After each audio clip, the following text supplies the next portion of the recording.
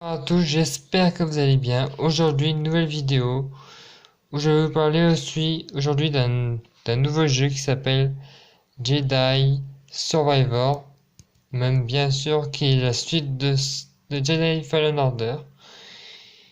Et dans cette vidéo, je vais vous expliquer tout ce qui va se passer dans ce jeu. Donc comme qui dirait, ce jeu a été fait par le réalisateur Sting Asuma, je sais pas comment on dit, que Cal va vivre sa nouvelle aventure dans une période trouble qui se déroule 5 ans après le premier opus, donc 10 ans après la revanche des Sith, soit en même temps que Kenobi. Les développeurs avaient commencé à réfléchir à des idées pour la suite du jeu, avant même la fin du processus de développement du premier réfléchissant, par exemple, pour savoir s'ils allaient ajouter de nouvelles techniques de combat, ce qui pourrait arriver à Cal au reste de l'équipage, et bien sûr s'il y a toutes les idées qu'il avait pour le premier et qu'ils n'ont malheureusement pas pu intégrer, qui pourrait elle aussi être le retour du duo donc de Cal et de BD1, qui sera bien sûr toujours présent avec la même complicité que celle qu'il avait pu développer dans le premier opus. Le réalisateur nous informe aussi qu'il avait adoré travailler sur Dathomir dans le premier opus, donc croire qu'il voudrait reproduire cet aspect et peut-être qu'une planète connue de l'univers étendu pourra de nouveau être explorée. Reste à savoir laquelle. Maintenant, concernant l'histoire du jeu, il ne peut pas nous en dire grand-chose, mais l'histoire est une question de survie, ce qui donne son nom au jeu, et elle et son équipe feront tout pour rester en vie. Ce qui pousse parfois à s'associer avec des gens ordinaires qui sont reconnus comme peu recommandables.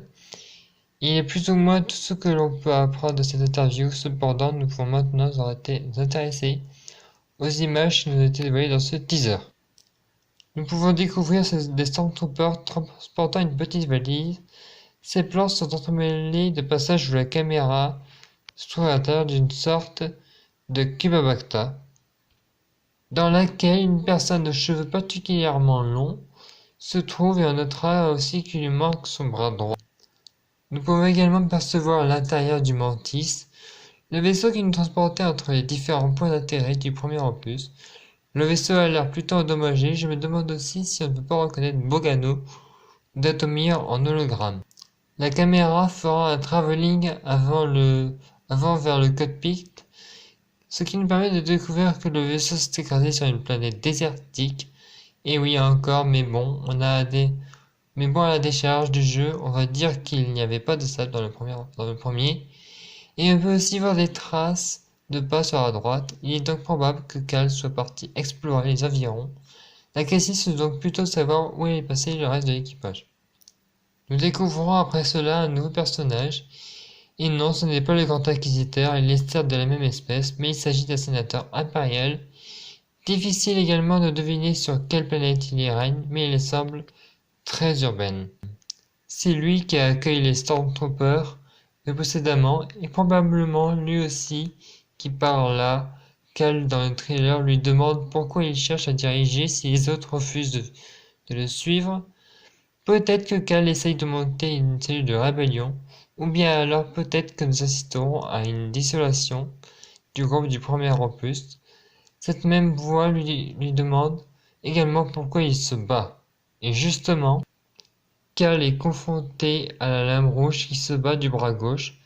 Ça rappelle forcément le monsieur de la cuve qu'on a vu un peu plus tôt, et celui-ci semble donner bien du fil à retordre à Cal, puisqu'il met à terre d'une main sans grande difficulté.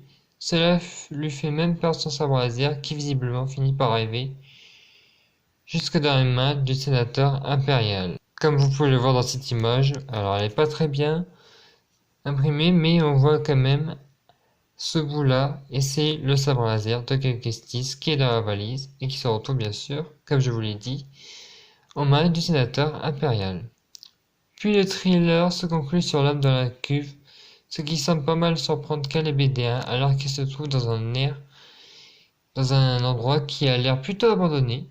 Ce thriller pose donc énormément de questions. Pourquoi le sénateur s'intéresse-t-il autant à Cal?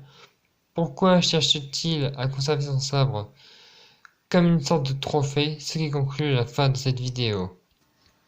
Aussi, j'ai oublié de vous dire que je vais poster le trailer, normalement la vidéo du trailer, tout de suite après cette vidéo.